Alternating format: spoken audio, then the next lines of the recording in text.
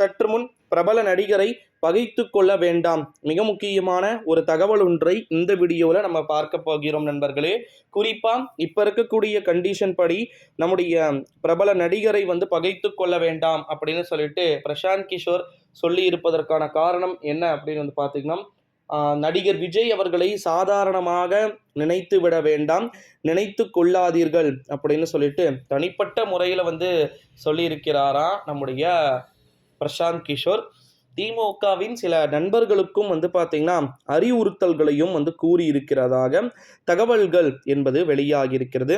ஏன்னா ஆந்திர மாநிலத்தில் பவன் கல்யாண 2 பொண்டாட்டி 3 வப்பாட்டி அப்படின்ற அந்த கான்செப்டை ஜெகன்மோகன் ரெட்டி எடுக்கும்போது நான் அதை வேணாம், அதை தவிருங்க, அதை தடுக்க அப்படின்னு. ஆனால் சொல்லும் போது பிரச்சாரத்தில் கைத்தட்டல்களும் உற்சாகங்களும் இருந்ததன் விளைவாக அதை வைத்தே பவனின் கதையை எப்படி சொல்றது, துவம்சம் செய்து விடலாம், பஞ்சராக்கி விடலாம் அப்படின்னு சொல்லிட்டு நினைத்தார். ஓகேங்களா. ஆனால் அது அனைத்துமே தற்போது நாசமாக்கப்பட்டு விட்டது அப்படின்னே சொல்லலாம். சைக்கிள் பஞ்சர் ஆகும்.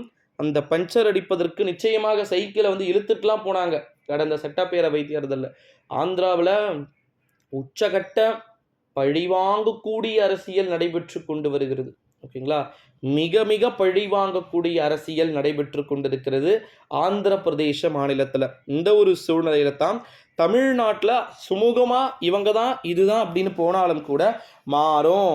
ஆட்சியும் காட்சியும் ஒரே போதும் இருக்காது. அப்படி ஒரே போதும் இருந்த நம்முடைய 25 ஆண்டு காலம் ஒரே மாநிலத்தை ஆண்ட நம்முடைய நவீன் பட்நாயக்கையே பார்த்தீங்கன்னா தூக்கி சாப்பிட்டுட்டாங்க. ஓகேங்களா.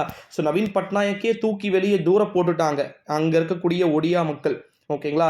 இந்த ஒரு சூழ்நிலையில தான் ஒடிஷாவிலேயே இப்படி நடந்திருக்கிறது. 25 ஆண்டு காலம் பழம்பெரும் முதலமைச்சரையே தூக்கி எறிந்திருக்கிறார்கள். ஸ்டாலின் அவர்களே, நீங்கள் எல்லாம் எம்மாத்திரம் அப்படின்ற ஒரு கருத்தை பிரசாந்த் கிஷோர் பார்த்தீங்கன்னா திமுகவின் நண்பர்களுக்கே அவர் டைரக்டாகவே கருத்தை சொல்லி இருப்பதா நமக்கு தகவல்கள் என்பது கிடைக்க பெற்று இருக்கிறது அப்படின்னே சொல்லலாம். ஏன்னா இப்போ இருக்கக்கூடிய கண்டிஷன் படி நம்முடைய தமிழகத்தை பொறுத்த வரைக்கும் நிச்சயமாக ஏகப்பட்ட விதமான விஷயங்கள் நடந்தும் கொண்டு இருக்கிறது. அது இல்லை என்று நம்மளால் பார்த்தீங்கன்னா மறுத்துவிடவும் முடியாது. இப்படி இருக்கக்கூடிய கண்டிஷன் அடிப்படையில் பார்க்கும்போது தான் நிச்சயமாக பிரபல நடிகரை பார்த்தீங்கன்னா பகைத்து கொள்ள வேண்டாம் அப்படின்றது இங்கே சொல்லி இருக்கிறத நம்மளால் பார்க்க முடிகிறது.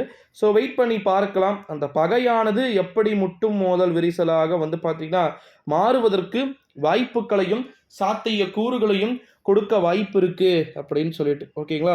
ஸோ இது போல் அடுத்தடுத்த காணொளிகள் பார்த்தீங்கன்னா இருக்கிறது. அடுத்தடுத்த வீடியோக்களோடு தொடர்ந்து இணைந்திருக்க வேண்டிய சூழல்.